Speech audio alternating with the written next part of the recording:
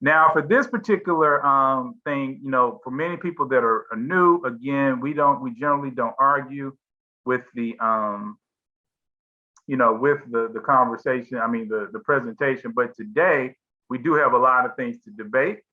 So I think for debating purposes, I'm going to be a little bit more free today in allowing people to air their opinions about what we talked about. I do encourage everyone to speak. Right now, we have 45 people on here. If you do not speak, I might call on you.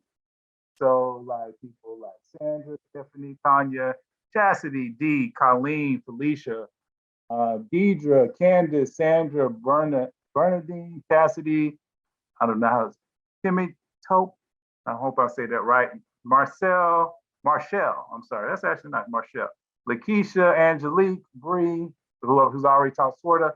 Sheila, ADJ, Shane, Courtney, Bernadine, Sandra, Tanya, RJ, Aldrina, Chastity, Sharita, Kenyatta, Marilyn. I just want to let all y'all know I see you. And because I see you, you might get called on. All right. If you can't speak because you're in a bad place, you can put your thing in the chat. And somebody can either alert me or somebody else might ask your question for you. Already. Okay. So already, let's go. Who wants to talk first? Bum, bum, bum. Oh, come on, Rosemary. You're the first contestant. What do I win? Jay, I really appreciate your straightforwardness today. Very, very true. My question is, it's only 2 years I'm divorced, and prior to that, I was married for over 30 years. So the dating scene these days is totally not what I'm used to. What is the definition of dating these days? Because I'm hearing different responses. And is it dating? Is it courting? Is it just getting to know? Like, what entails in the definition of dating today? Well, generally in CSC, okay, Zena just kind of said it, but that's kind of how we see it in CSC, that dating is gathering data. So the way that we kind of see it over here is that in the very beginning, when you first meet a gentleman, for you, you're going out on dates, i.e. gathering data. Generally, the first date, first 1 or 2 dates, you can almost kind of see them as a first date. You're just trying to figure out what's going on. You can technically date somebody somewhere from 1 to 3 months. Sometimes somebody might say it's a little bit longer. But then after that, you're going into a place where you should start to think about a relationship. So if you've been hanging out, dating somebody for 3 months, after that, there should be a natural progression. That progression might take a short time or a long time, but you should be progressing into a relationship at that point. It's important for a lot of women to understand that dating does not mean being in a relationship, which a lot of women do seem to get confused. It doesn't matter if you're going over to his house. It doesn't matter if you're having sex with him. None of those things matter. Okay, as far as the dude is concerned, as far as most of the time people are concerned, you're just dating. And again, please don't get me all legalistic on the whole sex thing. So that is, when you talk about, both of you talk about and say, I want to be in a relationship, I want to go to the next level, that is when you go into the relationship. Now, courting, because somebody talked about courting. Courting is the ability to actually be moving towards marriage, which most Christians should actually be more interested in courting than they are interested in being in a relationship. But courting still is going to come after dating. It might come after 1 or 2 dates, but it's going to come after dating. You're not going to be able to start courting somebody just because you just met them. Like I said, I could meet somebody great today and then be like, would you like to court? And they're going to be like, okay, this dude is out of his mind. But if I have dated them for 2 or 3 months, then I can say, hey, I want to be in a relationship with the mindset that one day we may get married. And at that point, that is the process of courting. So one could be, is that me? You're talking, but what's up? So then one could be dating several people because Correct. you're gathering data from different people. It's not exclusivity yet in a Correct. dating. Okay. And that's why And you have to be really careful, because a lot of people think, like I say, that they're in relationships, but they're not. And one of the things that I do encourage women to date multiple people. I know we've had that argument before. We don't need to go into that again, but that's my opinion. However, I have never encouraged women to date more than two people at the same time. I say maybe three for certain personalities, but the problem is you can start to get confused as to what dude believes what. So, two people, I think you can date them at the same time. That does not mean you're kissing them. That does not mean you're doing anything else with them. All it just means is that y'all went to a restaurant, or you're hanging out, or you went to a park, and you're just gathering data. But once, I believe, this is my belief, once you kiss them, or you starting to feel a certain way, you need to cut the other person off, and then be dating just that one person until you transition into either a courtship or into a relationship. Now, the definition of dating, am I to understand that that should be established when you meet somebody? Because he might think dating is one thing and you might think dating is another definition. Should that be on the table from the get-go to say, okay, we'll date, but this is what I think dating is? Well, I definitely believe that. I believe that you should not try to keep secrets or your definitions to yourself, because I find a lot of people are confused by a lot of things. And so I'm 100% like everybody that I have dated, I told them, I said, look, the way I work is I date for about 2 to 3 months. And then if we're still together, we will transition into a relationship. And I've had a lot of women, even though I've told them that, they just think they're in a relationship come week 3 or week 4, and and they act totally different. And I'm trying to tell them, no, we're just dating. I'm trying to make sure that you understand this, so they don't get their feelings hurt. So that is definitely, I think, more information is better. I don't think you have to go into long explanations. But more information, I think, is always better than less information, because remember, you should be trying to get into the person's mind and heart. That is the true intimacy, and that is what I believe that most people need to be thinking. Thank you. So Jay, Rosemary, I know Jay answered your question, but just for everybody, as Jay was saying, more information is better. But just stop assuming. Just stop assuming that you guys mean the same thing, because as Rosemary is saying, in our conversations, just discussion wise, we're finding that we all have this different idea of what that means. And so to not have any confusion or hurt feelings later, just make sure that you're clear on what that person means by what they're saying, as opposed to thinking that their definition is your definition. Yeah, exactly. Thank you. Mm-hmm. Okay, so I think Lakeisha has her hand up. Hey, everybody. I'm not on video today because I'm not feeling the best. But I just wanted to ask, well, Jay, first of all, great presentation, as usual. You mentioned as far as, and like we all do know, yes, we are all Christians, but some of us are on different levels as far as, with sex and everything else. But my question was, if you are a Christian who is not planning to, you're on a path where you are not planning on having sex prior to marriage, how soon in a relationship or in a dating aspect should you make that known? Or is there like certain fillers maybe that you should maybe ask, maybe that another person maybe try to figure out like what page that they're on? Because I would not want to proceed in a situation if I know that that's something that's been a stumbling block for me in the area, before, and that's not something I want to get into.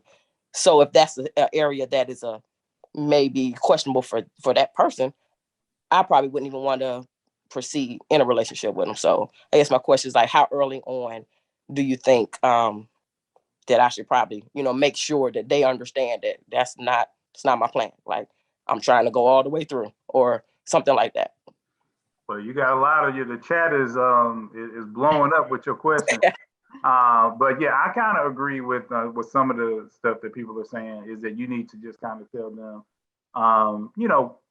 as soon as possible as, you feel comfortable. So somewhere between maybe the first, week to 3 weeks, somewhere in there. So people don't feel like, they're taking too long to get around. I mean, if you go on one date with the person, I don't know if they necessarily need to say it on the first date because you might not like them and you might not ever get to, go out with them a second time. But I think if you're starting to like them, maybe around the second or third date, or if you're doing a lot of conversations on the phone, then I think it's definitely important to go ahead and get that on out the way. And then honestly, and again, to be real, and I know you didn't say this, Lakeisha, but I know, again, people on the call, because everybody, is real quick to say about abstinence. And this is my thing about abstinence, and I'm going to be real about it. Okay, because a lot of women be like, I'm abstinent, and I've been abstinent for 5 years. Okay, if you've been abstinent for 5 years, okay, but you have not been in a relationship, you have not had a super sexy, fine man that you think is super sexy, fine, that's kissing on you, taking off his shirt, taking off his pants, and then you looking at his private areas, okay, or feeling on their private areas, okay, and then you saying, okay, Jesus, I got to get out of this situation, and you get up and you leave the house, then no, don't give me this abstinence crap. Okay, because the bottom line is a lot of y'all say stuff, but you haven't been tempted. Okay, and that's why we don't talk, that's why we're not legalistic in this group, because we have to think about temptation. So the best thing to do is not to put yourself in those situations. Okay, that's definitely the best thing to do. But the reason why I want to make sure I'm saying that is because a lot of people, they're real quick to say, well, I did this, but are you abstinent because you truly had the opportunity to, to have sex or whatever, but then you decided not to, versus being abstinent just because you ain't got no man coming over or no woman coming over, okay, and you sitting alone watching your TV. Those are two totally different versions of abstinence. And I'm sorry to bust your bubble about it, but again, I'm trying to be real, especially as we go into 2022. Okay, because I run into a lot of women and men that say they abstinent and then they meet the right person, and then 5 minutes later, it's like, well, I was abstinent, but and then you're like, well, what happened to your, to your abstinence? Well, I didn't have nobody for two years. That's why I was abstinent. And see, God knows your heart. Okay, so let's get, like I say, let's get around the bullcrap. God knows your heart. And God knows as soon as a person comes in your life, if you're going to be abstinent or not. So either you're going to truly be it, even if the sexiest man in your mind and or woman in your mind popped up, you have been hanging out with them for 6 months, y'all gonna get married at the end of the month, okay? And then on the day before y'all's marriage, God knows whether or not you're gonna cave. And the truth is, many of you know if you will cave. So you either need to make that true decision to say, you know what, I'm gonna be 100% abstinent through this whole thing until I get that ring on my finger. And I ain't talking about the engagement ring. I'm talking about the other ring. Or you need to be honest with yourself. Okay, and then start working with God to get that out of your system. But don't lie to yourself, because that was one of the things I was trying to talk about in this presentation. Don't lie to yourself. You need to know who you are. And don't anybody judge another person on this call or anybody in CSC. We don't judge each other. Not when it comes to this. We help each other. Okay? Is that good for you, Lakeisha? Yes, Jay. That was exactly what I need. Because like you just stated, I have not been in a relationship for 3 years, but I left my last relationship because I chose God and I chose that I was going to follow God's path. So I do not want to enter into another relationship the wrong way. So that's why I was like, how early was too early? I really just wanted to know, because if I'm not even going to deal, it's going to be a flat out deal breaker if a person says that I don't know if I can do it, then he's going to have to go. And don't get me wrong, I understand, we all fall down. I'm not saying, but if he says, hey, you know what, I'm walking this walk and I'm trying to do the same thing, then I can work with it. I mean, my prayer is that, I've done what enough work on myself and with God and with prayer and everything else. I've done, enough classes and reading to make sure that I am strong enough, because be honest, as an adult, no, I have not been in a relationship as an adult. I haven't been in a relationship since I was probably in high school with somebody who I liked, but and wasn't having sex, but I have not had an adult relationship like that. That's something I've really been in prayer about. And I just don't want to, I don't want to straight a line. That's not something I want to play with. I'm not going to play on the line with it. So that was just really what I just want to know. Like, how soon did you feel like was too soon? So yes, no, you answered the question. I appreciate it. Thank So you, sir. Lakeisha, and I just, I know I'm ad-libbing today, but just listening to what you were saying, Jay, I think that for those who are purposing to abstain, you need a plan. I mean, you do need to, kind of decide when you want to share that information. And I think it's different depending on the person and situation, but you need a plan to stay abstinent if that's your intent. And Jace mentioned, about temptation. You need to know yourself and know what are tempting situations for you to be in. You know what your weaknesses are. You know what your the ways that you can be led astray. And it'd be great if you're dating someone who is on the same page and it will help you. I have a friend who stayed a virgin until he was married in his 30s, and he dated his fiance until she got out of college. And he just said, they had an understanding, they had communication where if he felt or she felt like this is not going to go in a good direction, it's time to go. So, they helped each other, but there was communication and there was a plan. There was an understanding that, okay, we're not going to get where we're trying to go without being intentional. So know yourself, know what your needs are, as far as feeling comfortable and not feeling tempted, being able to, pull the what is it called, the ripcord, to jump out of that situation to somewhere that you need to be able to, reassess, decompress, what have you. And don't be afraid. See, like Lakeisha was saying, and when do you tell them? If you tell a person up front, then there won't be a confusion about you, pushing or backing off of a situation, because you're letting them know, hey, this is I'm not feeling comfortable, or however you want to phrase it, where they understand that this is you're being tempted and you don't want to be tempted. So have a plan before you even go into meeting someone of how you're going to communicate and how you're going to keep yourself where you want to be in that abstinent walk. Cool. So Tanya says, before I go to you, Sean, Tanya says, because she put in the chat, Socrates says, know yourself. Could you help me with this? I desire to be married again. However, I'm fiercely independent, and I notice that I enjoy being alone and I get irritated with people in my personal space. Any suggestions? Well, yeah, you definitely got to let them in your personal space. I mean, that's going to be hard. But no, I think that there's a lot to this. We talked about this multiple times, but one of the things that I would just say is even knowing yourself. If you know that you're independent, if you know that you're the type of woman, because when I hear independent, because I actually generally don't like that word, and I've encouraged a lot of CSC members to stop using it. But in this case, I am going to assume that what you mean by that is that you tend to be more of a leader and that you tend to be more alpha. If you are that type of person, I would say that there are a lot of men out there that will fit very well into your scheme, because there are a lot of men that are beta, for lack of a better term. And a lot of women don't necessarily like dating beta men, but honestly, it is nothing wrong with it.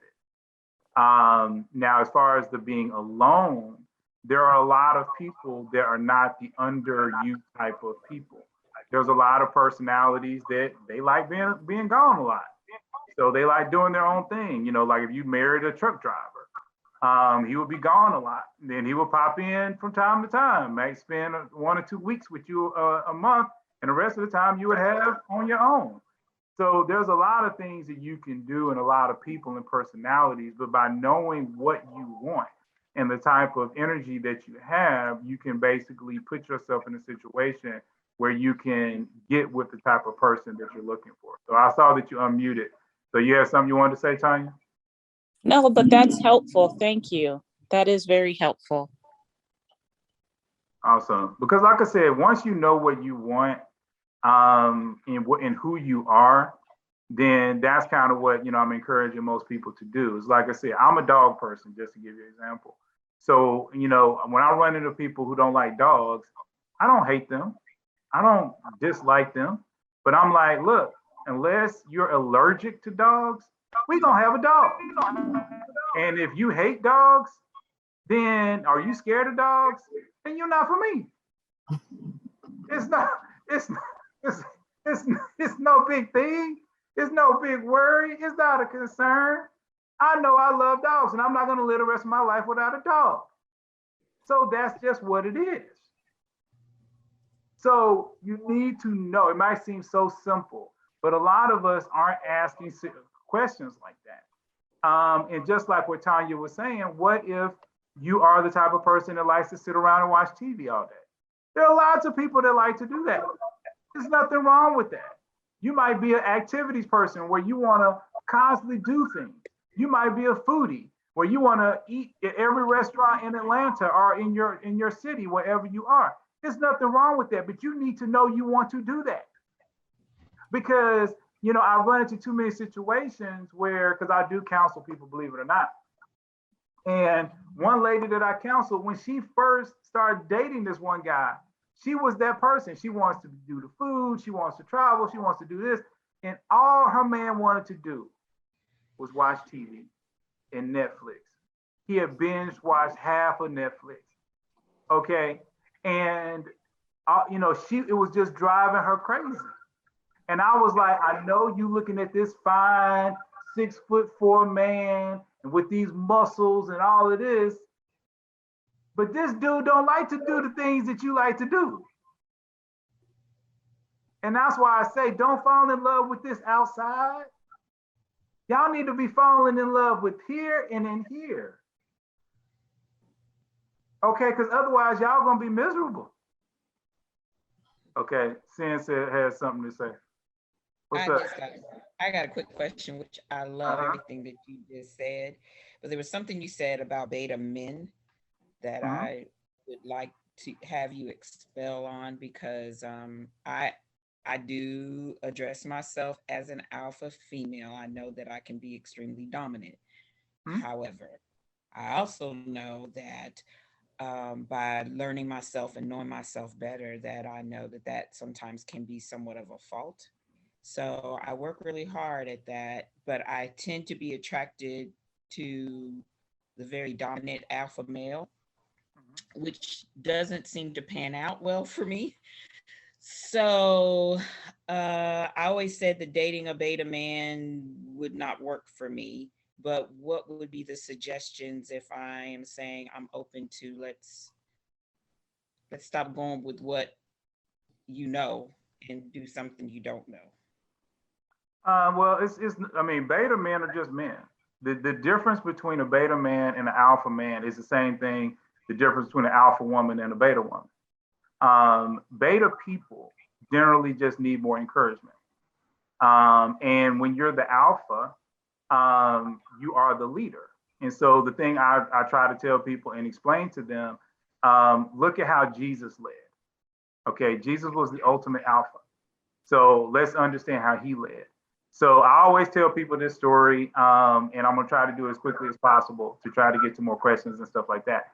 But Jesus had a day where he woke up in the morning, he found out John the Baptist was beheaded, but as soon as he went to go mourn about it, the people came to him and then started to want to listen to him preach and all this other kind of stuff. So he had to leave his mourning and deal with them. He dealt with them all day because the Bible says that they sent them away, okay, as it was going into night. So all day he had been working with them. In fact, that's where you get the first breaking of the bread and feeding the multitude. That's the same day. And then that night he sent his disciples because his disciples were tired. So he said, you know what, y'all get on that boat and y'all go ahead and go across the little lake or whatever, and I'm gonna join you later. And that's the same day in which Jesus comes walking across the water. Okay, and then Peter comes out on the water with him. All that happened in the same day. Here's the whole point. When you lead, when you're the alpha, you do more. You're taking more responsibility. You're doing more work. This is why I've encouraged, and people have heard me say this before, I don't encourage teaching your daughter to become an alpha because a lot of times it's taught. Because you're basically just teaching your daughter to do more work. Okay, but what I'm saying is because you're the alpha and now you're dealing with a guy that's the beta, you have to do the same thing for him that you've seen men do for women. So you're doing things like, baby, it's okay. It's okay. That project's gonna work out next time. You did a great job. You have to be that woman. Huh? Said, but I'm tired. But it's when you're the alpha, your needs come second. Jesus's needs came second. Right. Okay, and that's why if you want to play that game and try to flip it and try to be the beta and then let the man be the alpha, now you get more freedom. Now he's catering to you. So now it's easier. But see, now you have to accept his leadership. Right. And for a lot of women, that's very difficult if they've been trained to be the alpha, because some guys are slower to get around to what you're concerned about, but you still have to deal with it. You see what I'm saying? I mean, I do, and more of the reason why I was always attracted to a alpha was because I was tired of being the leader, so to speak, and just, you know what I'm saying, just needed that, let me let you guide and I'll be that support system versus the other way around. So I guess that answers my question. Yeah, so what I've also noticed is some people do when there are two alphas in a relationship, one will become an alpha of one thing, and then the other one will become an alpha of something else. So for instance, I have a friend, he is really the alpha of his business and of the family, but she is the alpha of the house. So she controls literally everything in the house, whether it's furniture, whether, when they're gonna eat, what they're gonna eat, all that kind of stuff. And he doesn't think about those things. He doesn't go shopping. He doesn't do anything regarding to the house. But he does make decisions about the lives of the children and the lives of what everybody's doing and his business. So that is another way to mitigate it, where you're basically saying, I'm going to allow myself to be the alpha of these things over here. I'm going to let you take care of these things over here so we don't bump heads. See, the alphas, when they bump heads, is because they both want to control this same bottle of water. Right. And that's where the problem comes, and that's where the arguments come. But as long as you can deviate the work, you can literally have two people that can both work in the alpha situation. Come on, Mr. Sean. You've been waiting long enough. I'm sorry. All right, thank you, Mr. J. I did want to comment first on Lakeisha's question as far as when to make it known. That is such a slippery slope because it could be too soon or too late. But my best example would be is if the person, and this could apply to men or women, if the person says, hey, you want to come up to my apartment or something like that, I guess you could say, you know, I don't believe it'd be appropriate at this time. And I think that would at least start setting the groundwork as far as where to stand, where you stand, telling them like within the first 15 minutes or maybe on the first date might be a bit too soon. It might be the perfect time. I think you really have to feel that out overall. And as far as the alpha versus beta, somebody made a comment that they shouldn't put men or people in boxes, which I agree with. Like take me for instance, I appear as beta, and I would be considered a beta by most people.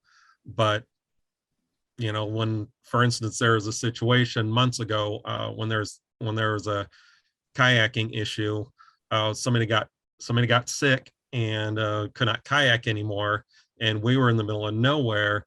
And without hesitation, I took it upon myself to tow them. And then we got to a spot, and then I switched with somebody with a canoe. They took my kayak, I took the canoe, put the sick person in the canoe, and I paddled to the first spot, the first place I could where there were people, and a place where they rent kayaks, an outfitter.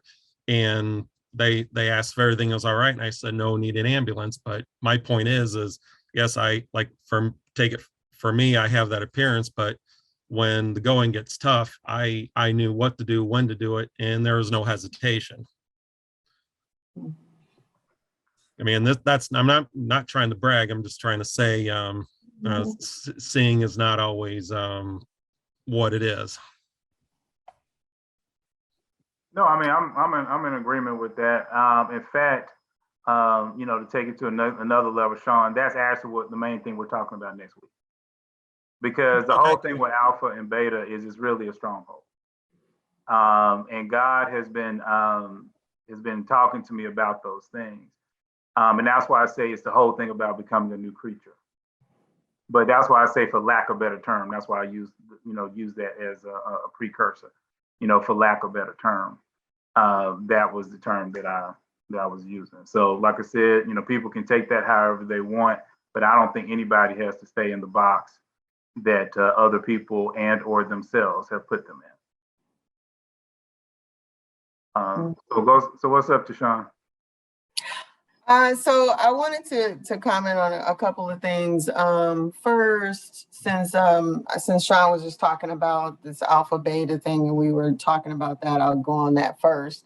And what you were saying, Jay, about understanding the person, that's really what it's about, is really knowing the person.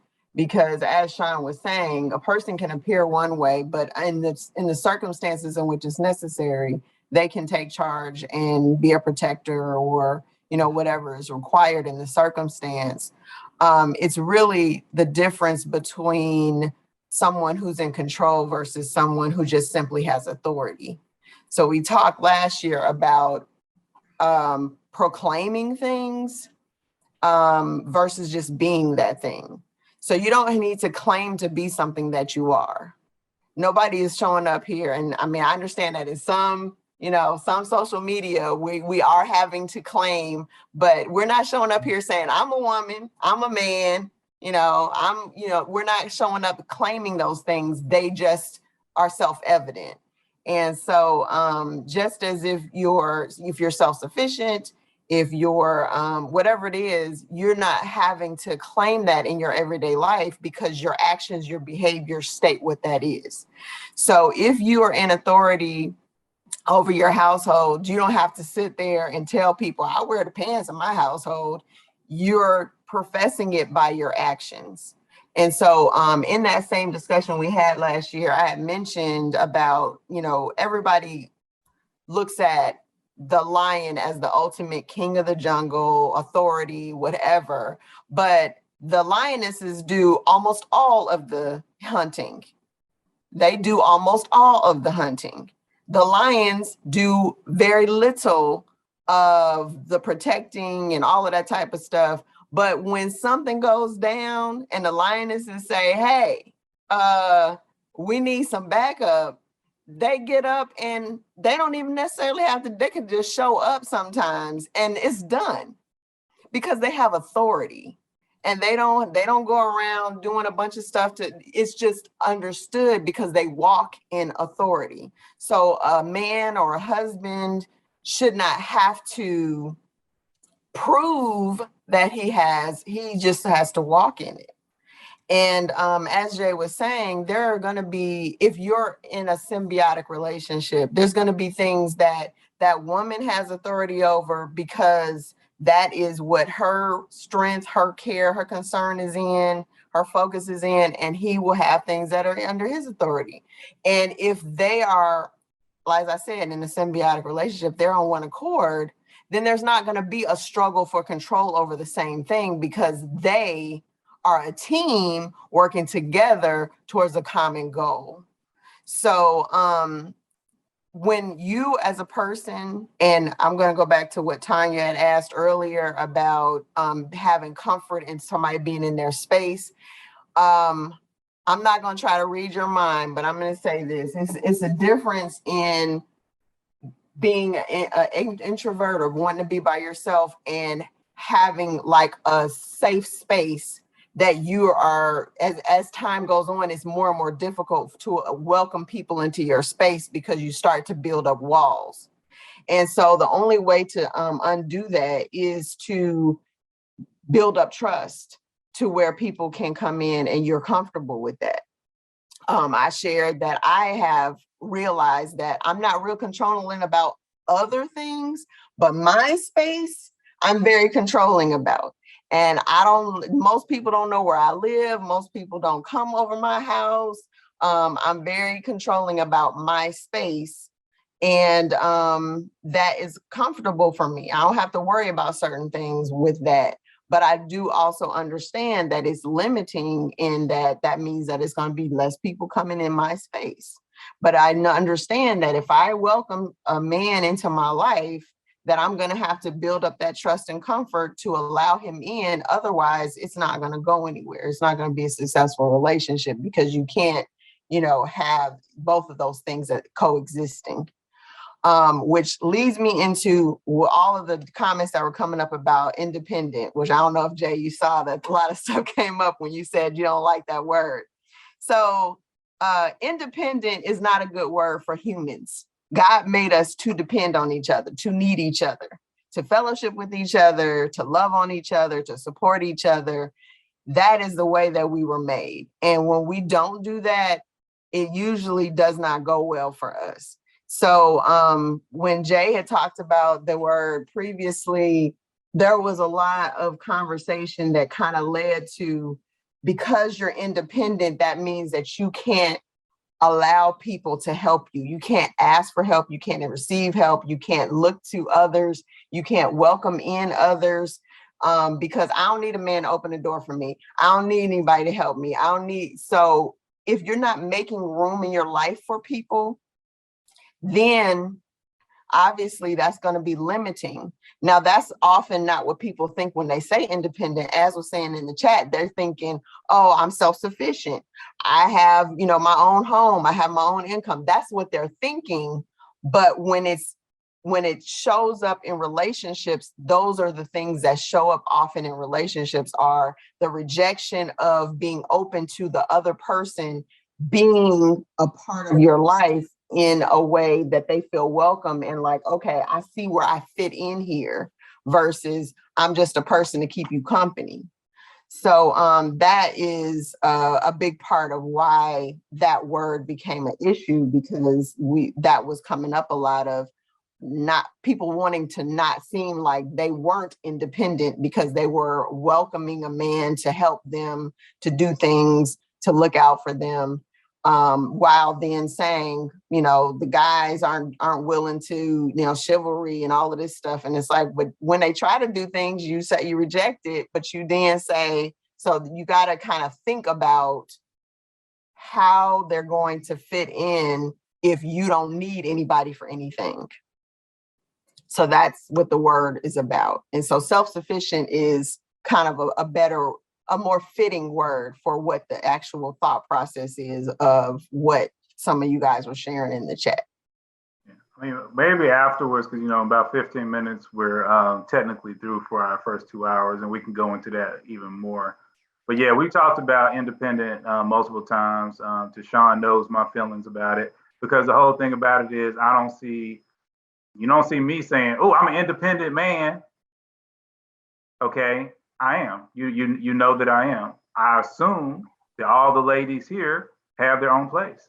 I assume that you have your own car. I assume that you have a job. I assume that you're paying your bills. You don't have to say independent, because I already have assumed it. That term actually is actually a 50, 60-year-old term, where it was a time when women could not do things without men.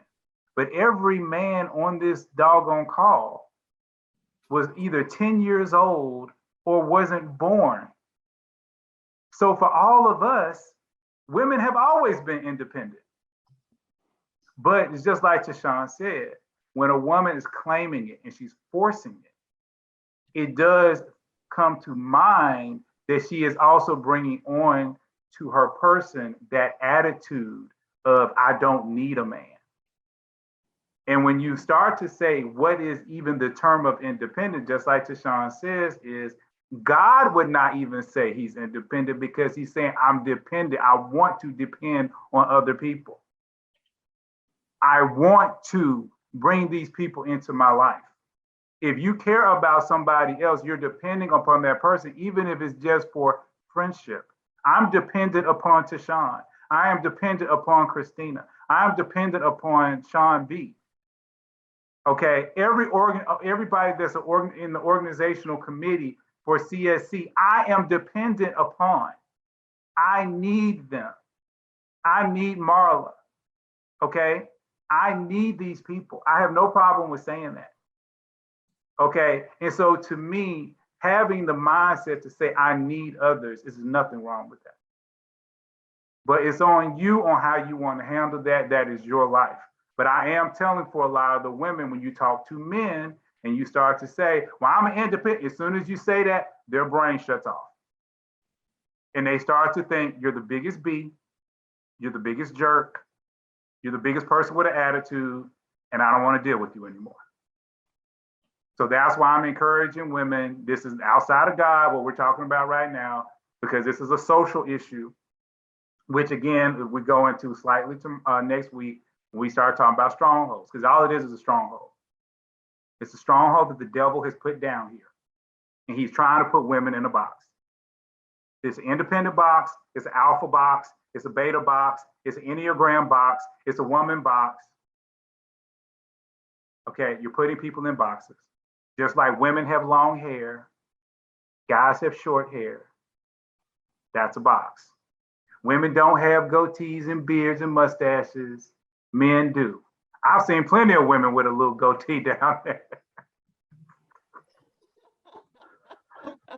Okay, so again, you're putting people in a box. A woman can't do that. She can't have that. Anywho, so let's move on. So I got a question in the chat that says, what are my thoughts on dating someone with multiple children and the child's mother is having a hard time dealing with it? You know, anybody that has an answer to that question, you're welcome to put it in the chat. I'll repeat it again so the people on the chat can put their opinions on it. What are your thoughts on dating someone with multiple children and the child's mother is having a hard time dealing with it? I mean, if it was me, I would, first be trying to analyze the person to find out, whether or not they're worth it. Because sometimes you could just be giving yourself extra stress.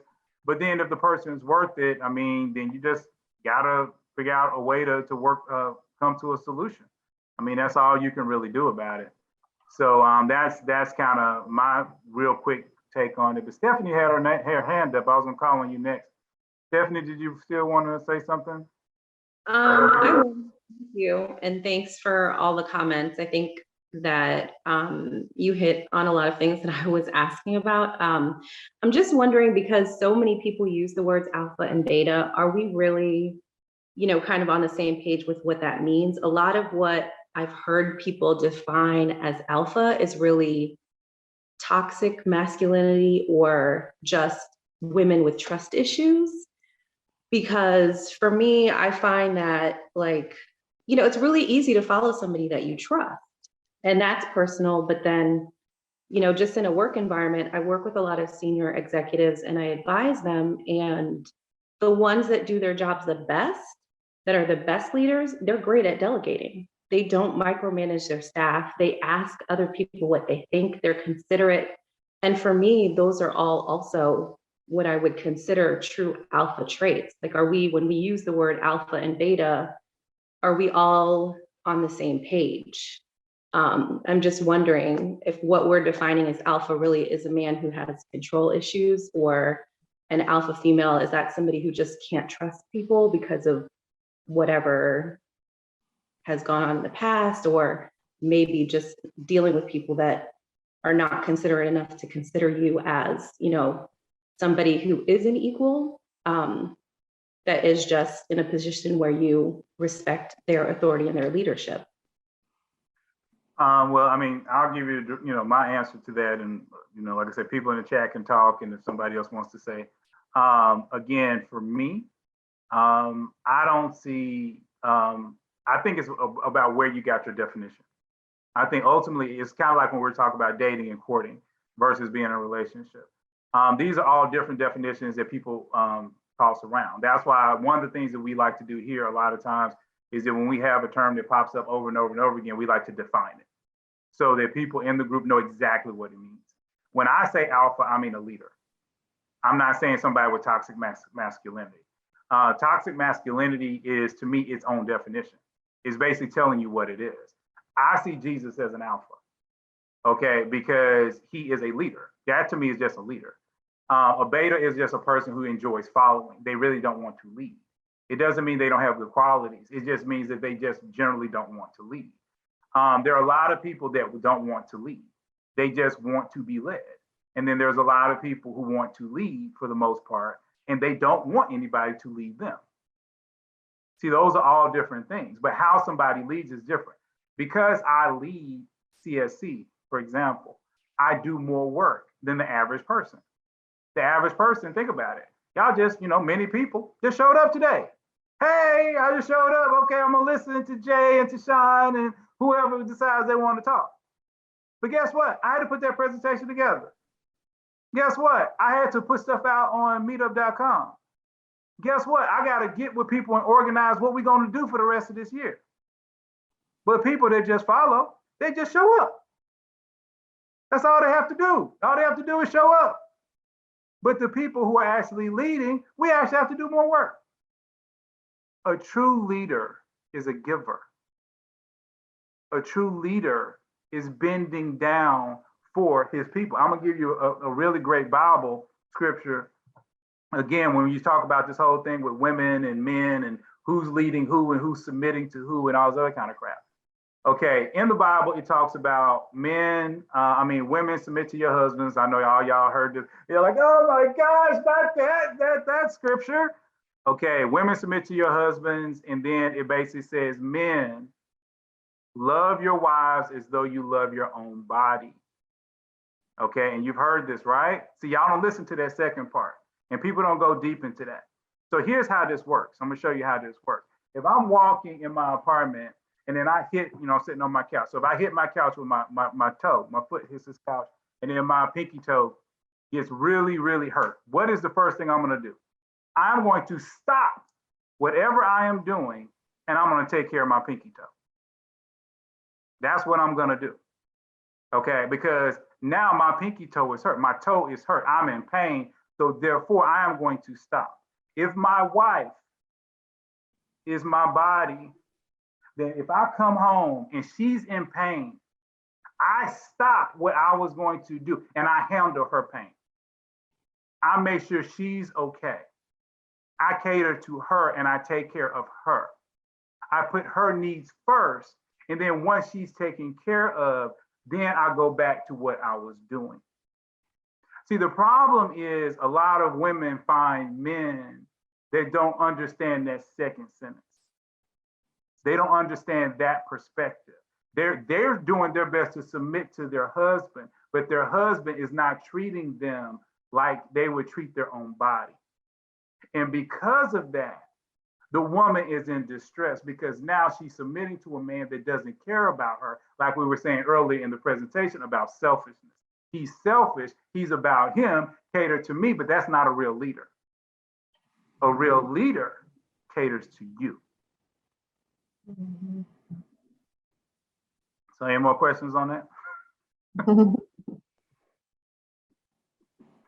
All right, so we're at the 12:54 moment. So for all the new people, we do hang out afterwards and we just talk, or we might ask more questions, or we might have fun. So it's the same kind of situation. Some people like the second part better than they like the first part. So it's kind of the same thing, except, you know, we just kind of do what we want to do. But I'm going to pray us out. And then if anybody wants to drop off, you can drop off. If you want to hang out, you can hang out. Do what it is that you want to do. And as always, we thank you for hanging out with CSC. We do hope that you will come back and join us. Those in Atlanta, we do like to see you and hope that you will come out and meet us in person and love on us. And we do have a lot of things that we want to do. So please, you can message me about things that you might want to do this year, or you can message Marla, Michelle, or Tashawn, and she will get that information over to the right person. Because for all y'all that don't know, Marla is taking over for a lot of our secretarial type information duties. Sorry if that sounds wrong, but I don't really know a better term right now. Administrative. Okay, there you go. Administrative is, I don't want to say assistant. I just want to say administrative awesome. Okay, and you can tell she's awesome for everybody with a camera because she got her little sunshades on looking like a movie star. So we definitely thank her for coming on board. And I know that we do have some more people that will be coming on board very soon. And again, if you want to volunteer, please let me know. So let me pray us out. Lord God, I just thank you and I praise you, Lord. I thank you so much for this group. I thank you for each and every last person in this group. And I pray, Lord God, that you would move upon them this week, that you would touch them, bless them, protect them, heal them, Lord God. I ask, Lord God, that you would be preparing right now their person for them. I ask, Lord God, that you will be preparing them for their person, that they are to remember that they are to be a good gift, that our God gives good gifts. And if they want to receive a good gift from you, that they need to be a good gift so that you can give them away. And so we just thank you, Lord God, and we praise you, Lord God, for just watching over them, for protecting them and everywhere that they're going, Lord God. We thank you even for some of the stuff that happened with one of our organizers, that you protected them through a major incident over the last couple of weeks. And we just know, Lord, that you're always with us, guiding us. We thank you for growing the group. And we thank you just for being with us at all times and blessing us. So we're hoping for a great 2022. We know that all things are new in 2022. And we know that this is going to be an awesome year. And we just give you all the honor, the glory, and praise to your wonderful Son, Jesus, we pray. Amen. Amen. All right. So anybody wants to hang out, hang out. If not, then bye. Natalie been quiet, boy. She been in the chat. Yeah. Yeah, I was in the chat. I was just listening today. Are you back stateside, Natalie? Unfortunately, God had other plans for me, so I had to go back to the States. Trust you me, if I could avoid the chilliness and the coldness of Georgia right now, yeah, I would have been gone or stayed. Yeah, I hear you. But I guess I might as well comment on Lakeisha's question about the whole celibacy thing.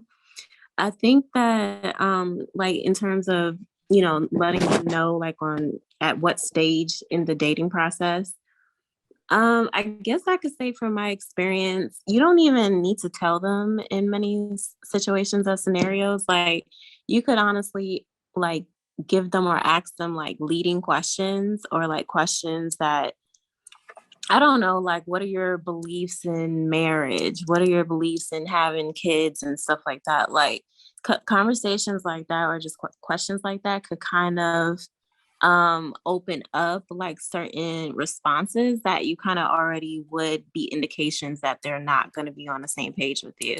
Like for instance, I think I shared last week that I went on a date with a guy and I didn't tell him nothing about me being celibate, but we had a conversation. Maybe he asked me one question about like, do I think I want to have kids? And I said, sure, but I wouldn't have them before marriage.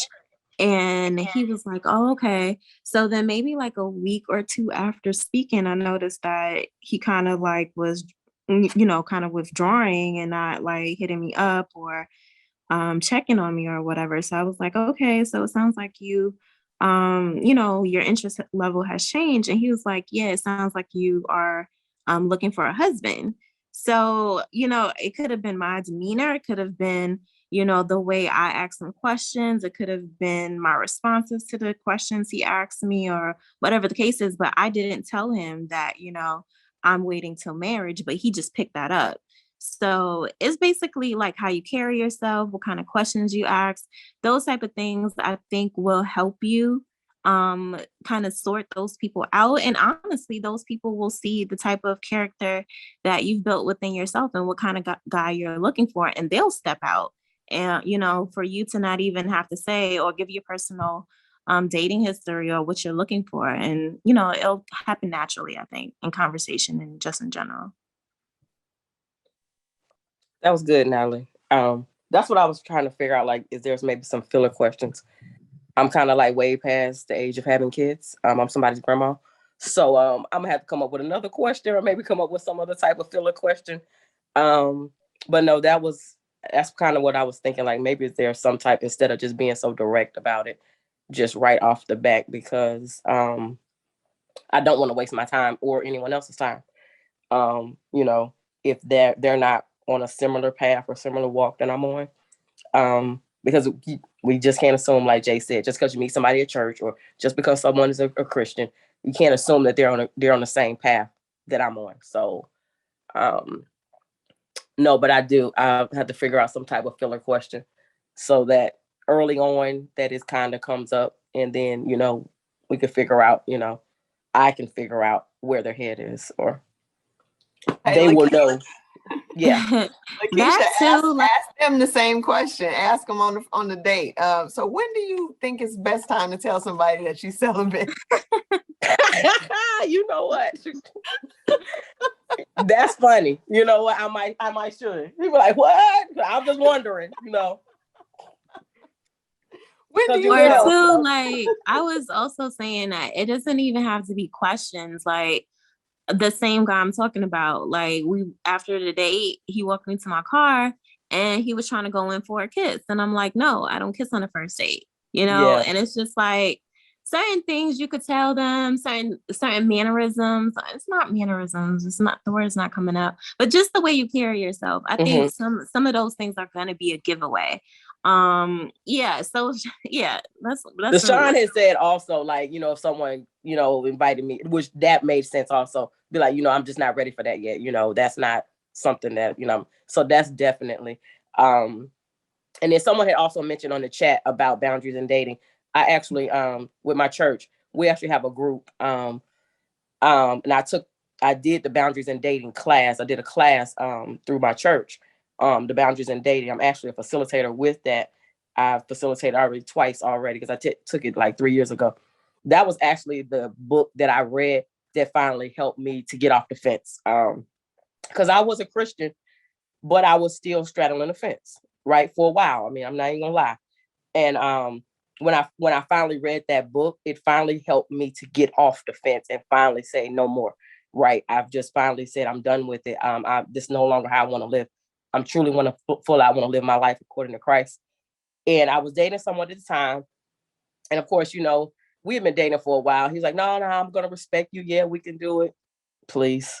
We kept slipping. So he had to go. I mean, I told him, you gotta go. Like I cut the relationship, cut it out, cut him.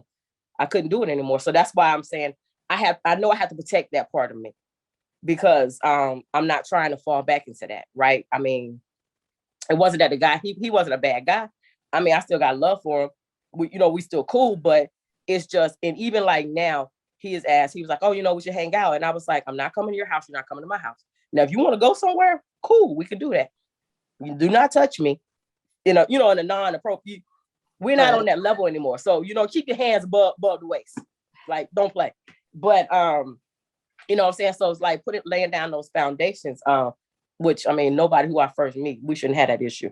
But just in case, I don't have a problem with putting somebody in their place, making sure that I stand my ground. But yeah, it was just a question. It's like, how soon is too soon? Because you got people who are, and it's funny because, like I said, my ex, he was like, okay, you a Christian? Great. He was like, it's a whole lot of Christians who having sex. He's like, I know pastors. And I was just like, I don't even want to hear this, right? And he's telling the truth. I knew he was telling the truth. And he was like, and I knew he was. And I was like, I get it. I said, but I'm on a different level now. So you brought up a good point that I feel like needs more light shed on it. For example, I feel like asking them or telling them that you're waiting until marriage is irrelevant, honestly, because they could be like, okay, yeah, I'll walk that journey with you. And then the whole time they're trying you. You know what I'm saying? So did it really matter that you kind of like divulged that information? Did it really matter that they agreed to it or they understood it? People will they say, don't gotta follow it. Just in conversation with different guys, some people be like, oh no, I can't do that. They'll say it kind of like quickly without even thinking. So if I get that response, then I already know.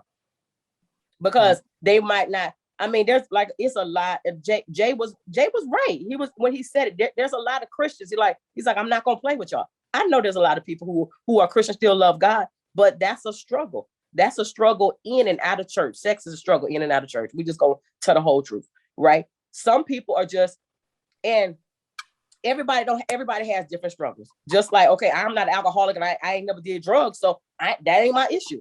But sex is mine. I'm just gonna tell you, we here being honest, right? That was my struggle. So for someone else, it may be alcohol, may be the struggle, drugs may be the struggle. But since I know for me how much of a stronghold it was on my life, I know that I can't coddle that. So I can't play on the fence. I'm not gonna play on the fence like Jay was saying. I'm not gonna say he can't come into my house, but he's not staying the night. It ain't gonna be your clothes. I don't need to see nothing under your clothes. Sorry, until the wedding day. Because I can't play on that level. And that's another thing that in reading the book about boundaries and dating, that's a lot of things that they taught us. It was like, you can't straddle the fence. I have to put that boundary around me. But there are some people who probably are strong enough, who could probably sleep all in the bed all night. I can't, and I ain't. So I'm just gonna tell the whole truth. And I know that about me. That's another thing that I think Tashawn was saying, that you have to know yourself. You have to have your game plan. And that's why I'm happy that I did take that class, because it gave me some of the tools, because there were some things that I had to learn.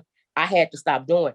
I no longer, I didn't think that it was an issue, but it wasn't until I stopped watching. Like, I didn't even watch the last season of Power, because Power had so much sexual content. And I was trying to figure out why I kept falling into different paths. Because the things I was watching, certain music I won't listen to anymore, because if it has too much sexual content, I had to stop myself way ahead of time, because it was a problem for me. So everybody has to know themselves. So once you know yourself and you have to set those boundaries around you, because protecting my relationship with Christ is the most important thing. So I know. And so that's why my question was really like, how soon is too soon? I feel like, that happens with everything, like I don't keep ice cream in my house because I'll eat the whole thing all day. Everybody has something they're struggling with, and it's all about managing it. But to your question about how soon is too soon, I think a lot of it has to do with the other person. Like, you're going to get these vibes from people. You may have to tell somebody on the first date, and there may be somebody else who brings it up before you do. You just have to be kind of like you're going to have to feel it out, I think. But it sounds like you have like a plan and a strategy where you're like, these are the things I can do. Almost like, I don't know, I've never been to AA, but I'm assuming they have these like, don't go to a bar because you know there it's too tempting. So it sounds like you have these like strategies in place, and it's just finding somebody who's going to walk, walk that with you. That's the problem. Like Jay also said, I got the plans in place, but I haven't had to put them in play yet. Right. Oh. So that's the thing, right? You have the plans. I've been practicing, but I ain't got to get, I haven't been on the field yet, coach. But so the whole thing is, in a way, you kind of have though. I'm sorry, Stephanie, go ahead. I was going to say, it's like all our other resolutions, like it was really easy for me to write down, I'm going to run 3 times a week. And then now I have to actually commit to doing it. Yeah, so. Correct. Exactly, Stephanie. Go ahead, Jay. I was just going to say that, like I say, coming out to CSC, coming out to the group, not to say that I know if you got a man out there that God has placed, but, again, you can date the person without dating them. If you hang out with CSC and guys come out and there's a particular guy that you like after being around them for 3 months, then y'all can date a little while and then you can get in a relationship and then you can get married. I mean, I don't understand why people are into these long 5-year engagements and I got to hang around with the person until, the paint on the wall needs painting again. I mean, come on. I mean, if people come out and they hang out a couple hours, and people that have been to, you've been to a CSC meeting. Yeah. You be out there all day.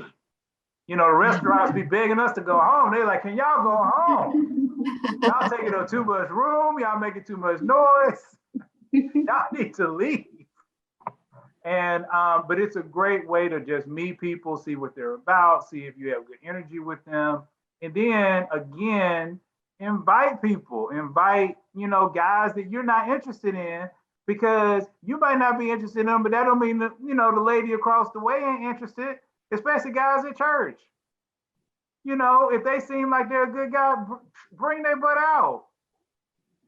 And then again, to me, I see it more as, like I say, a high school environment, for lack of a better term, where you just get to sit around, get to know people, and then figure out whether or not, you're going to be with them and like them. And then you don't have to take some huge, long, long marriage proposal type thing. You can just hang out and maybe within a year, you can go ahead and be down the aisle.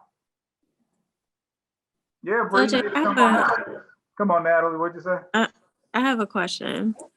So I have this theory about like approaching men in a sense where, say, for example, hypothetically, I'm at a bar, he's giving me eyes, I'm giving him eyes. And it's like, I think, we kind of talked about the whole eye thing, like when it comes to like having the person know that we're interested. So say like we give them the eye.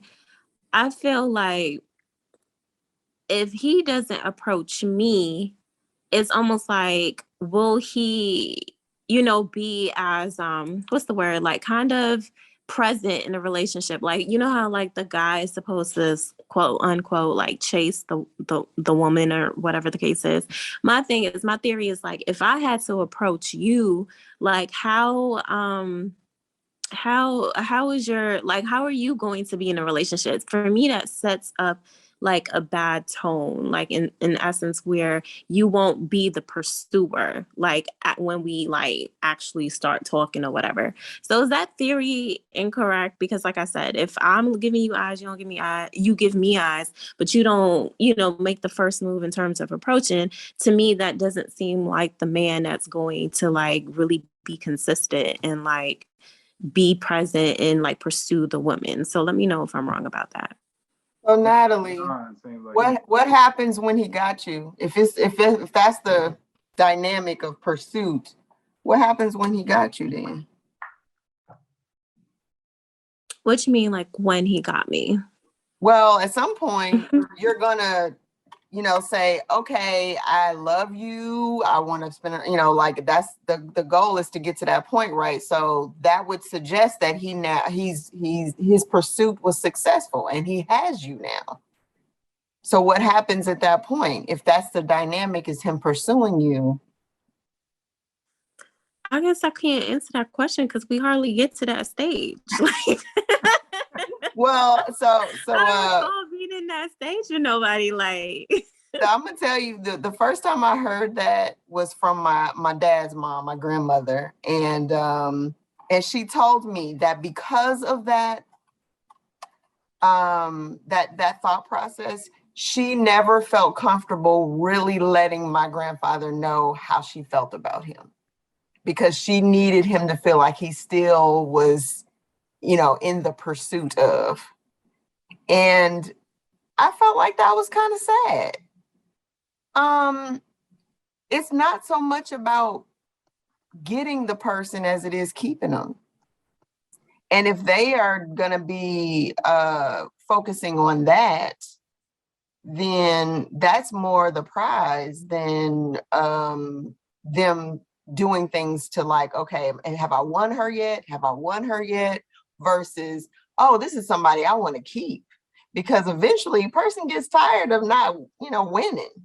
Get tired of like, dang, I still ain't proved myself. I still, that's not maybe the best dynamic to have in a relationship, is a person feeling like they constantly are having to prove themselves, as much as it is, oh, they really want me, I really want them. And what, as Jay was saying about, a man receiving that woman as a part of himself.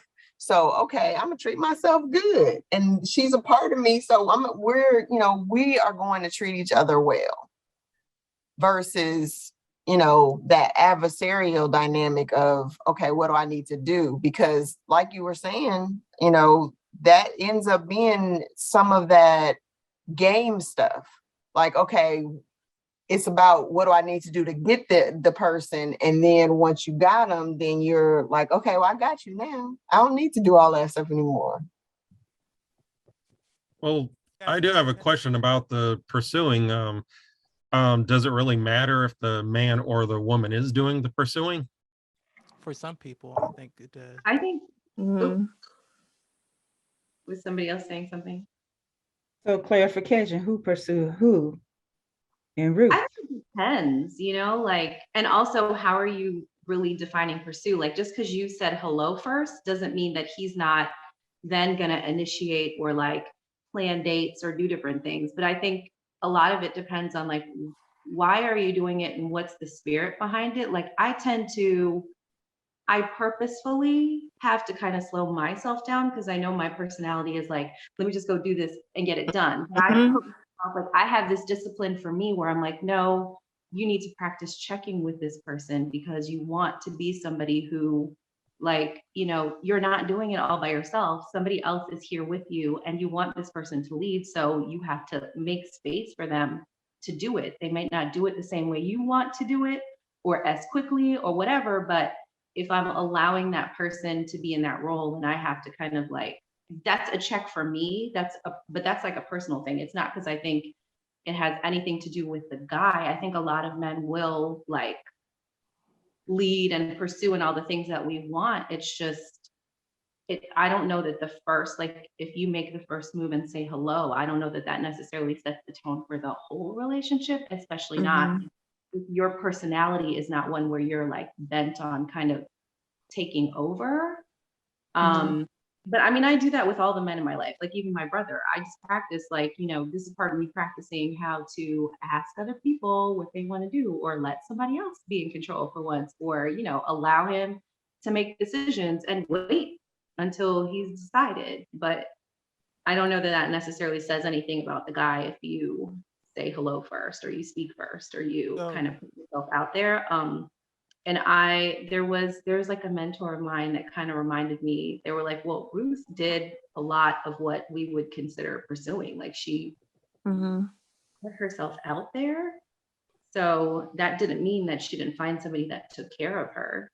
She just made her interest known. And I think a lot of times we think that that counts as pursuing, but sometimes I feel like especially with my guy friends, like sometimes you just don't know if somebody's even interested. We're always getting rejected. So it's kind of nice when someone is like, oh, I would be if you wanted. So the thing I'll tell you, Natalie, to answer your question, yes, I think you gotta get rid of that mindset completely. But here's why. I'll give you 2 examples after I explain. Um, a man is going to want to know that there is truly an opportunity there to make a move, so to speak. Um, if you look at him, he look at you, that could just be y'all just happen to be looking across the room at the same time. And I mean, just by nature of curiosity, if you both notice that, you're going to eventually look at each other again. But that may not necessarily mean that you're open to being approached. And then, as someone hinted at earlier about Ruth, uh, when you look at that story, Ruth did a lot to make herself available and in the presence of Boaz. And so by saying hello first does not necessarily even mean that you're pursuing. It could just mean that you're showing, yes, I would like you to pursue me. And then also, in that same idea, if you're sitting by yourself, he's sitting by himself, and there's an open seat next to him, what's wrong with saying, hey, is the seat taken? I just wanted to not sit by myself, or I wanted to be closer to whatever, if he's sitting at the bar or whatever the case is. And it still allows for him the opportunity to do exactly what you want in quote unquote pursuing you. And then furthermore, I can say for me, as Jay said earlier, first interactions is nerve-wracking, and it's nerve-wracking for both parties. And so I think about an experience with me where a mutual friend connected me and the girl that I was dating for a little bit. The first time I called her, I didn't know what to say to her. I didn't know nothing about her. The only thing I knew that she was a band director and a musician, just like I'm a musician. And so she was a much more sure sounding individual than I was in that situation. But as it turned out, she was also someone who was very nerve wracking. But because of the fact that she compartmentalized well, she was just a little bit more discreet about how nervous we both were. But as we continued to get to know each other, I was able to present different opportunities for us to hang out and go places and date and go to the park and sit and look at the pond and all that kind of stuff. So you can't necessarily say just because he doesn't say hello first means that he will not be able to pursue you or be able to have equality that is able to be more leading. Because honestly, at the bottom of it, that's kind of what it sounds like I'm hearing. You want someone who you know is going to be able to lead. And you've taken the ability to approach you and start things as that opportunity for you to see whether or not he's able to fulfill that role. Right. So Sean, you brought a really, really good point. And I guess that's the reason why I kind of took that approach or that theory, because I find that guys these days, it takes just one little argument, like one little something to just have them cut you off. Like it's crazy. Like I feel like in today's relationships, there's no fight at all. And it's just like one disagreement, one misunderstanding, and that's like the end of everything. Like this guy I was talking to a little while ago, because I said something about Black Lives Matter that he didn't agree with. That's it. No, we can't talk no more. That's it. Like, and it's just like, I guess that was my litmus test, to kind of figure out like, even if like conversation or a hurdle or something that were to come in between our developing relationship or just in like an obstacle that would get in between us. Like how much might do you have in you to want to know me more as a person? Like for instance, you know, I'm celibate, so it's just like I don't want to chalk it up to like someone's self-worth or whatever the case is, but it kind of is like, do you not feel like I'm worth getting to know more just because of this or that? Like, you know what I mean? If that makes And sense. so that goes into that part where we understand that we deal with more than one person. We have our mindset, but there's a whole nother person, another human being that has a mindset. And in that situation, what you have is a mindset being challenged, which is completely okay. So then you have to take into consideration the maturity of the individual, the maturity of them to be able to have communication, the maturity of them to be able to get through a confrontation, as we talked about in our last session, to be able to find real resolution versus the agree to disagree.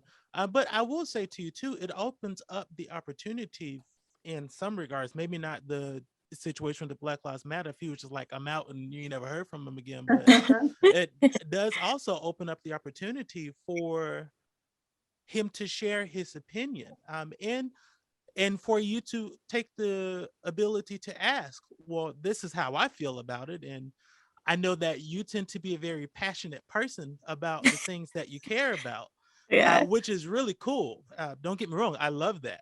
But it also opens up for them to share their position on whatever the conversation is and share their passion on it. And I think that is the true beauty in just in general of having conversation and being able to deliberate, because at some point you either decide you agree with each other's point, and I think most often time we tend to be in arguments with people when both people are saying the same thing anyway. But it opens that opportunity to further dialogue and have further discussion, which can also lead you to be able to open up other discussions that are not that topic but related. So it gives you a chance to identify and to see what another person is thinking. So I think it's also a part of how you think about the response and able to being able to allow for them to give their point of view as well. And I definitely think that you're a person that do allow for a person to be who they are and to give their point of view. But not everybody is comfortable doing that. And it's unfortunate, but from personal experience, that's the world we live in. And I say that because I've been on both sides of it, where I've been the passionate one and everybody else is like, oh, okay, I didn't know you had all that in you. And then I've also been the one who had an opinion but kept it to myself. And so it's not a balancing act, but there is a balance to it in making sure that you leave room for conversation and dialogue to happen. I mean, and it's the same thing that we do with prayer. Many people have monologues versus dialogue, even with God. So you want to leave that space so you can have that co-op going on in conversation. I have a question. I think it goes beyond dating. I feel like people will cancel each other left and right, even in friendship. Like we want Exactly. to actually talk about things and then either come to a consensus or decide, okay, well, we just disagree and we can like agree on other things, or it doesn't matter that much. Right. I don't know people y'all been hanging around, but I don't think we got no problems. Maybe it's because people think I'm argumentative in the beginning anyway. So they Maybe that it's more acceptable from you, Jay, as a man. I mean, I can see that, but I guess a lot of the problems that I've run into, I've heard women say, and I believe that they're out there. Don't get me wrong. I do believe that they're out there. It's kind of hard for me because I guess I'm just a certain type of guy, and all the guy friends that I have a certain personality. So I don't really see those guys. Like for instance, and I know I've said it here, You know, a lot of women, I think they're just either attracted to or they just date immature guys. They're attracted to that swag, they're attracted to that look, they're attracted to that feel. You know, we've gone over, even before God took over, we had a couple of things where we talked about that. And, you know, it's like, why are you attracted to that guy? Why are you, I mean, when most women see me, what they're seeing is, you know, for lack of a better term, you know, the guy at Home Depot. Not to say at Home Depot, but you know how to, you know, they tell women go to Home Depot because, you know, he at least got a house. Are you looking for the guy that, like I said, has the house or he's trying to put down, basically he's trying to build, or are you looking for the guy who's flashy, who knows what to say, who knows what to do, and is really cool? Because those are two totally different types of guys. And a guy that is not putting down a foundation is not a good guy, at least in my opinion. The guy that you want is the guy that's putting down the foundation. And generally, he's not the most attractive guy in the room. He's not the guy that knows what to say. You know, Minister Sean has talked about the fact that, you know, he can be a little nervous. I know I can be nervous. You know, people think all the time just because I have this group and I speak so well in front of a group that I'm very good at one-on-one. I am not good at one-on-one. It takes a minute for me to warm up to one-on-one. Okay, and see, women get that totally confused because they think they're one and the same. No, it's not. We all compartmentalize different things. And so you always have to give men a try to see what's going on with them, to give them some energy so you can find out whether or not they're a good guy, and then use that to take it to the next level. But a lot of guys who are very smooth, they know what to say. Girl, ooh, girl, what's that perfume you got on? Ooh, that smells so good. You know, I like your outfit, blah, blah, blah. Like, that needs to be like, bing, bing, bing. No, I ain't talking to you. Because you ain't the one. That should be right there, bing, bing, bing. Right there, because like when I see women, and I'm just being real, and they have a party energy, I go out to their Instagram, everything is party hardy, everything is them in a cute outfit. Bye, Sharita. Everything's in a party outfit, everything is this, they smoking on their hookahs, they doing this, they taking pictures with their cigars, all this kind of stuff. I'm like, no. Immediately it's a no. I don't care how fine you are. That's a no. You're giving me your signals. You're telling me the type of person that you are. You're not the type of person that's going to want to be in the house, trying to raise children, trying to, you know, cater to her husband, who wants a man to cater to her. You're showing me that's not your energy. So I'm not even going to even end up in a situation with you because I already know that you're showing me the wrong thing. But anyway, I did want to kind of change topics slightly. I know Sean had something to say, but I would love for women to give me the answer, especially with Natalie. What exactly is a man pursuing a woman? What does that look like? Because we bring that up all the time. I want a man to pursue me. I want him to pursue me. What does that look like? What does that look like?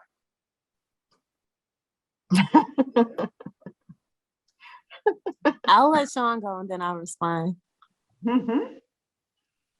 Okay, well, first I can say pursuing could look like many different things. Also, what gets confusing is that women are also instructed, and men will tell each other this as well, that they're instructed to play hard to get, because if they don't, they appear too easy, which I blatantly disagree with. If somebody is playing hard to get, whether they're truly hard to get or just playing the game, I don't really know offhand, but either way, I just move on. So anybody have thoughts on that? Well, I'm kind of with you on that. That's why I'm trying to figure out this whole pursuit thing, because it's like me and my spiritual advisor, we talk about it all the time. And I'm like, I don't pursue nobody. I'm like, if it's a pursuit, I gotta chase you, I ain't chasing nobody. Okay, and I don't believe that you should be chasing anybody. I believe both people, if there's pursuit, both people should be pursuing each other. I don't believe the man is chasing the woman. I mean, because if I feel like every time I gotta call you and I'm constantly texting you and I'm constantly doing this for you, then it's gonna be a no. After I do about 3 or 4 texts and then you just send me back one, it's over, boo. It is straight up over. I don't do that to nobody. That's why I need Natalie to explain it to me what she, what for her is healthy pursuit. Okay, so one thing in particular, I feel like, and a guy has specifically told me this before, like he's lazy. So for me, that's like the biggest turnoff. And I'm saying, like, in terms of pursuit, I need for someone, well, I'll give you the scenario, like the story behind it, and then give you my response. So after talking to him, he had had my number for, let's just say, 5 months. And he also followed me on Instagram. So occasionally he'll like comment on my posts, comment on my stories and stuff like that. Then there was one point in time where he was like, yo, we should really, talk on the phone, da da da da. So then when we finally got on the phone, I said, what made you want to talk with me now when you've had my number for X amount of months? He was like, to be honest, I was just lazy. You think that's a turn on for me? Like, that's insane. Like, you think I'm going to give somebody the time of day that would give me a response like that? So pursuit for me is someone who is coming at me with intention, who is planning dates, who is checking up on me, who is just really active and shows very much interest. And it's like, if I tell you in casual conversation, oh, I was watching on a TV, like this documentary about this painter that I love and so on and so forth. And then you take the time to find an exhibit for us to go to, that means you're paying attention. And for me, that's a form of pursuit because you're like present in the relationship, and it's not just hearing me to just speak back and have conversations, but it's like really having an interest in me. That's what my definition of pursuit is. Okay. Anybody else? Definitely look like she about to blow up over there. You know you want to answer that question. She got a little twinkle in her eye, like, okay, yeah, I know the answer to that too. No, I was agreeing. I think it took me a while to get here. Like, I think I thought pursuit was something else. And I don't necessarily even use that word necessarily as much as somebody who's responsive to my needs. Like, there's a lot that I can do for myself, but there are things where it's just like, if I say this thing bothers me or this is driving me crazy, and then someone takes care of it, for me, that's like, now you're my hero. Like, I don't need, and maybe it all boils down to what a person really needs to feel loved and appreciated. So like, if somebody is listening to me, if they're helping me with things that I find difficult, then to me, that's just as valuable as like somebody who wants to take you on a trip. Like, I don't need you to do that for me. I need somebody who will like fix this thing that's been driving me crazy for 5 years. Or, I say I want to go for a walk, but I don't necessarily want to go by myself. Like, are you willing to, you were planning on doing something else, like sitting on the couch, but will you make the sacrifice and be like, okay, I'll go with you? It's not necessarily, and I will watch, I try and help guys out because I'll say, like, this is what I like. This is what I don't like. These are some things I'd like to do. Oh, it would really make me happy to do this. So then I'll watch, like, are you listening to what I said? Are we doing the opposite of what I told you I like? Are we doing the things I told you I hate because you're just not paying attention? I just am looking for somebody who's like responsive and responsible. Okay. Michonne, did you have a question, or did you want to answer that? Both, I think. Okay. Well, go ahead then, Michonne. Since you're out on the lake. Yes, Wyandotte County Lake is looking gorgeous and great today. I know, it's gorgeous, but Michonne, man, behind her house is just gorgeous, I tell you. Where is that? Kansas City, Kansas. Oh my gosh, it's so pretty. I haven't been on a date in that long. God, what does it look like? So, and part of my challenge is I am not fond of social media. And part of my master's courses, I had to take a social media class. So that just made me hate it more.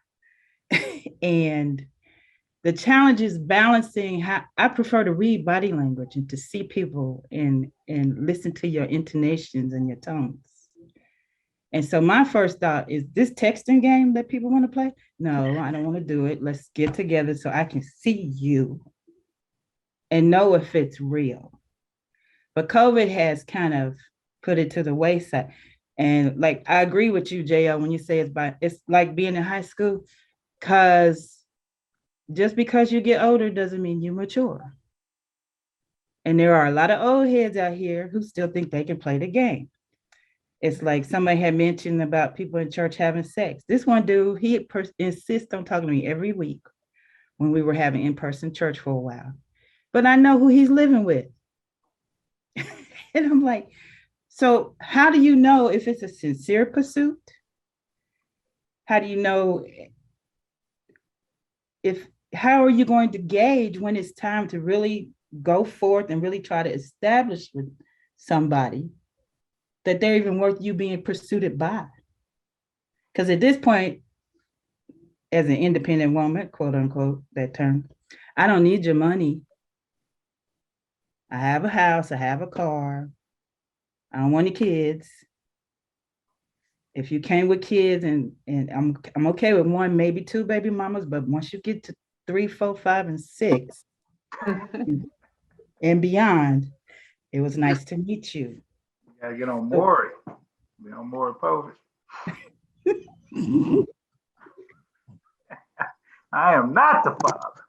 That was my and I refuse to watch Steve Harvey as judge. I'm not going there. Yeah, I saw that too. Is that what his show was about? Yeah, it's some kind Oh, of judge. I have no idea. So, and the old head had to come in. Yes, this has been white for a long time. I started getting gray at 18, so don't this is not a gauge of my age. I But love it. It looks great. and Maryland's is pretty too.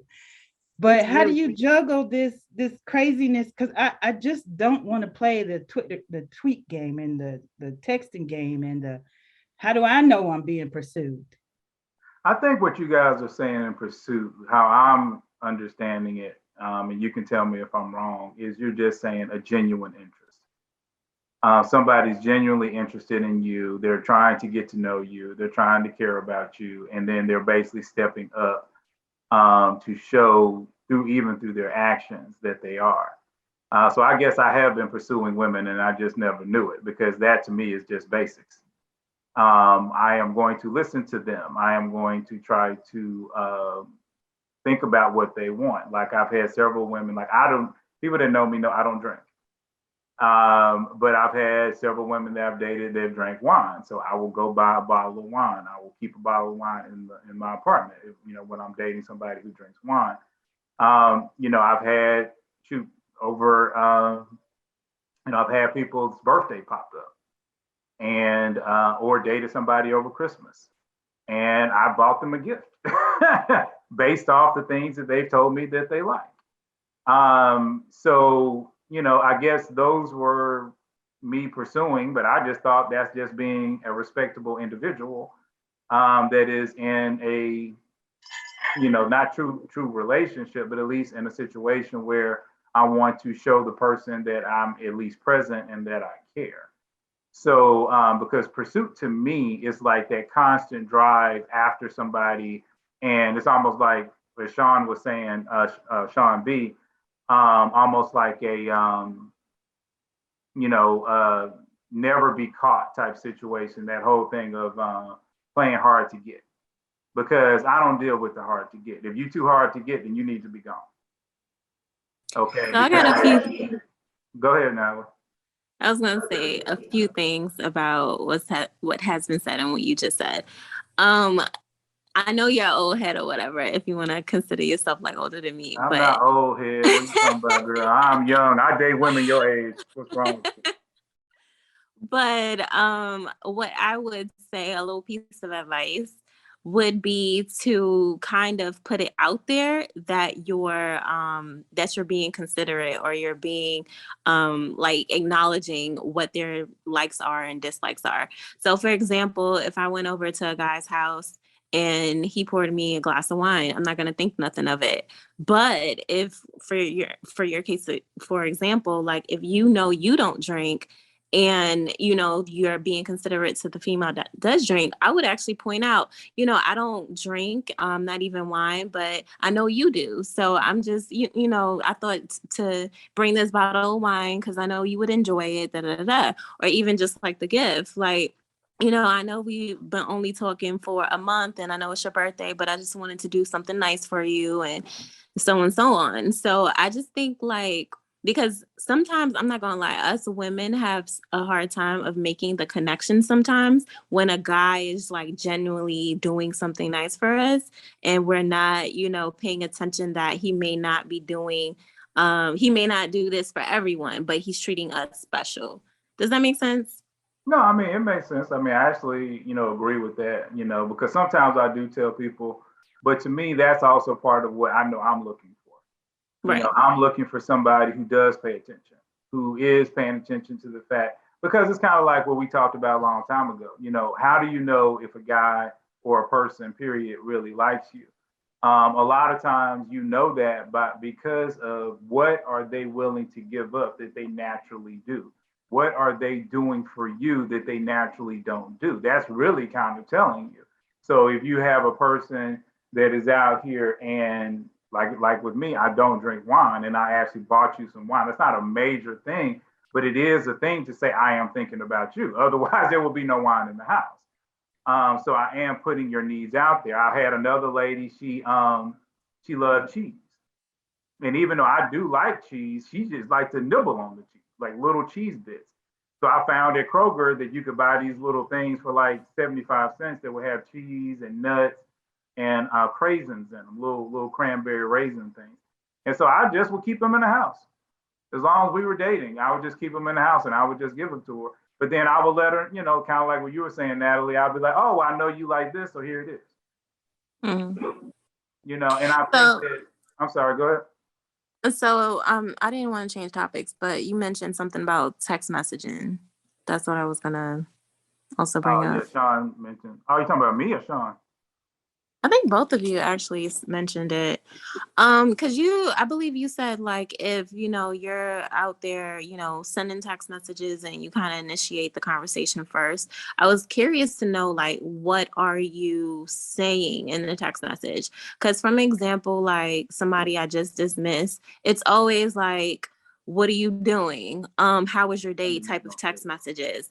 And if that's I understand some people are not all the way comfortable sometimes with talking on the phone or they're trying to avoid that awkwardness. But if it's not even like life questions, like, how many siblings do you have? Like, what are your goals for this year? Or just something out of the ordinary. Like, if I don't see that type of conversation, I'm not gonna entertain the conversation. I'm gonna be lazy in the text message because I already don't like text messaging. So it's just like if that's your only means of communication, and then you're asking me mundane, rudimentary, questions, then no, I'm not gonna be interested too. So. Well, Are like for you me. saying that though? Are you saying, hey, I don't necessarily text that much. Like maybe if you're gonna text me, just see if we can talk, or can we schedule a time to talk? I'm not a big texter. Are you letting them know that? Good question. Kind of like how Jay said, where he uses, the whole gifting thing as a filler. For me, it's a filler too, because it's like if I feel that's kind of one of the ways that I gauge their interest. Like, especially on social media, if you didn't want to call me to see if I was a man in Atlanta, I think that's important to know. Like, you know what I'm saying? A lot of people are fronting to be something that they're not. Say that again. You're making some leaps where like you're reading into things, but that might not be what the person is intending to show you. Like I had a situation with a friend of mine where just a platonic friend, we were somewhere and I was like, oh, hey, that guy's cute. And he's like, well, you should go say something to him. I was like, no, I don't want to do that. What, like if he was interested in me, he would come over. He was like, I'm standing next to you. I'm 6'2". He's not coming over here unless you let him know we're together. So, and stuff like that. Or my brother has said, he's like, yeah, you don't understand what it's like. Like, I can't, if you see a guy on a trail that you're walking on and you're like, you go over and talk to him, it's fine. If I do that to a girl, it's creepy. So like, you have to, I think we make some leaps sometimes and we forget, like, maybe this guy just wants to make sure you're not busy, or maybe he's had an experience where like texting was better for that person. If you're not telling, like, everybody kind of has to do what they're comfortable with, but I've learned that I can't expect you to read my mind, but I can expect you to respond to the things I've told you are problematic for me. So if you're texting and I don't like it and I never tell you and I decide, hey, this means you don't like me enough, I did that to us, rather than me saying, you know, I've noticed that you text. I'm not really a texter. Can we like figure something else out? And then I wait and see, like, are you changing that up, or you going to keep texting me? Because that's like, then I've told you and I've given you an opportunity to do something about something I said was a problem for me. Yeah, one of the things I would say too about texting though, and you talking about the what are you doing text, is that a lot of times to me, the what are you doing texts are almost kind of what you guys were saying before, is it's not really showing genuine interest. And this is how I can explain that. Like a lot of times, like if I'm first dating somebody, it will be, what are you doing, or something, or good morning, or something like that, if I decide to do a text, because I don't know enough about them. But if I know, for instance, that you love dogs and that you are going to go and look at a dog, then I might text you and I might say, how was it, when you went to go look at the dog? Did you find the dog you were looking for? Look at Mika coming on here late. Girl, we started at like 11 a.m. So we just having fun. You gonna call me out like that? Yeah, I gotta call you out because we just having fun now though. How you doing? Good. I'm glad you're here though. Are you glad to be here? Yes, I am. Awesome, I forgot to I was sitting here and then I was like, oh shoot, I forgot. Well, for y'all that don't know Mika been coming out to a lot of our in-person activities, and she's been having a lot of fun with us. So I'm thankful for her to pop up. But yeah, to get back to it, I do think that a lot of times, like I said, people haven't shown a genuine interest. Because if they've shown a genuine interest, Natalie, they're going to be asking you specific things that only apply to you. So it is, like for us, like when you came on today and Tashawn was like, oh, Natalie, you're back in Atlanta, because we know that you were overseas for a while. So we know from a friendship place, and Tashawn ain't even trying to holler at you, but she know from a friendship place that you were at one time out. So now she's asking you a specific question. But guys that don't care about you, they're not thinking about you, they don't remember what you told them, because they're talking to five women anyway. Right. So now, all they can ask is what you're doing, because they can't remember. They're like, is this the Natalie I met at Walmart, or the Natalie I met at Sprouts? Dang, girl, what you doing? Right. So then you can agree and say that, if they're, what you're doing all the time, it's more like, and not like, so what movies do you like? What are you interested in terms of hobbies? Then wouldn't that say that is a lack of interest? Yeah, but not necessarily. Not necessarily. I'm gonna go with what Stephanie said. I think part of it has to do with who they have dealt with before. Because I'm gonna tell you, if you ask me some conversational question in a text, I'm not gonna text back angry, but I'm gonna be angry, because that is not a text question. Why are you asking? Right. Like if you say, "Oh, I had a bad day." Well, what happened? I'm not getting ready to text you that. Right. I'll be like, call me and find out. I mean, and that's what I say is that's not a text question. And I don't tell them anything. Like, if you want to know, then right. And don't be texting me like back to back, and then I call and you don't answer. Probably never gonna talk to me again, because clearly your phone is in your hand. Are you with another girl and texting me right now? What are you doing? What if you text me?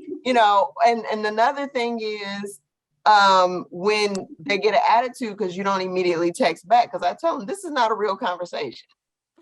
You text people because you want to send them a message so they can respond when it's convenient for them. Because if you wanted to have a live, immediate response, then that's when you call someone.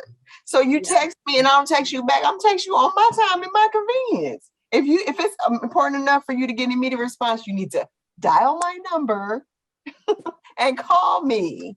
And so I agree with Stephanie. I think you should let a person know. Yes, Jay, all of the neck, everything. Just down my heart. Deshaun in the business of hurting feelings. That's what she is. That's what we gotta get Deshaun to kind of calm down a little bit. People get like really, cause it's I forgot who said it, but somebody was saying that I think you were saying in the presentation, Jay, there's the whole like decorum and respect of boundaries and stuff has gone out the window because of smart devices. Like I get upset when people that I didn't give my number to call me, just like we used to do back in the day. I didn't give you my number. Why you calling me? No, I'm not interested in selling my property. Goodbye. So, and so when people get upset with me for not immediately texting them back and like, oh, well, you must not be interested. If you were interested, then you would have called me. You sent me a text message. You don't know what I'm doing. I might have been eating some hot wings. Okay, I can't text right now. My fingers are all messed. You don't know what I'm doing. Deshaun, it's even worse. Like, what's worse is like when they act like they can tell what your mood or personality is. I can't stand when I text something to somebody and they like, dang, why the attitude? How do you know I have an attitude? You don't even know me. As Mashawn said, you can't see no body language. You can't hear no tone of voice. You don't know. You're going off of what? What are you going off of? Right. You're going in on me right now. Out the blue when I thought we were just chit-chatting on text. Go ahead, Mr. Sean. So I've got to show my age in the room a little bit. I believe I'm the youngest person on the call. That's a lie. But okay. Really? Natalie gets younger every time we see her. Natalie, you don't understand Minister Sean,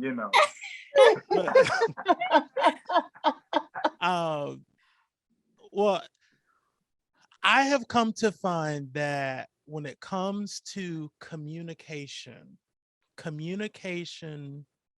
is very generational.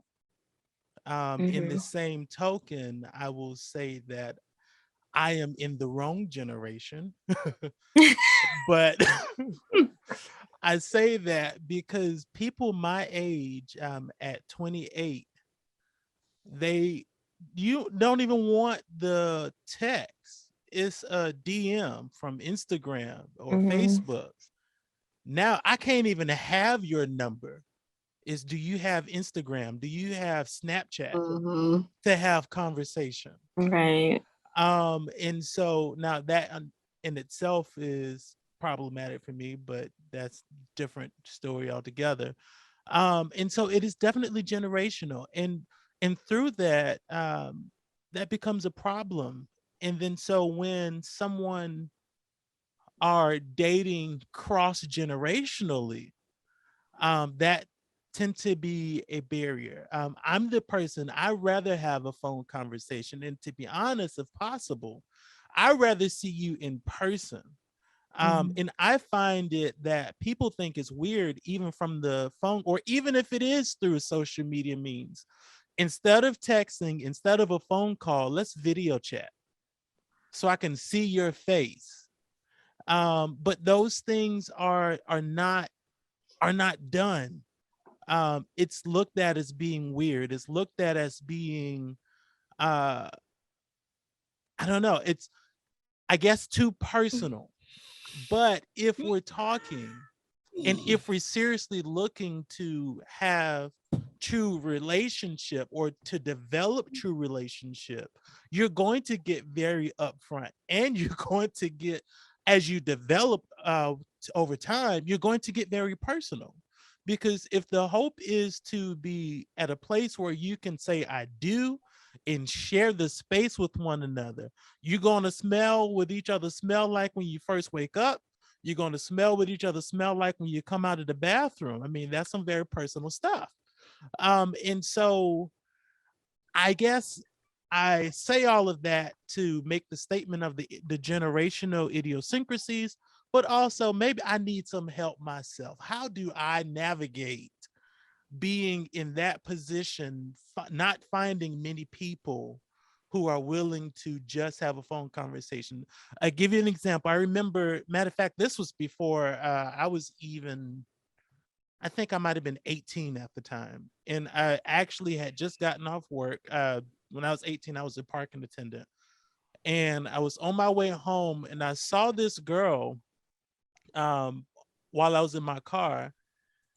I did one of the whole neck turn things to where I turned my car around, parked, and I got out and I ran to go and try to talk to this person. And she was with her friends or whatever, and I'm out of breath, so I couldn't hold a real conversation anyway at the time. That's pursuing. See, Jay? Yeah, that's pursuing for real right there. I gotta learn something from Minister Sean. Preach, Minister Sean, preach.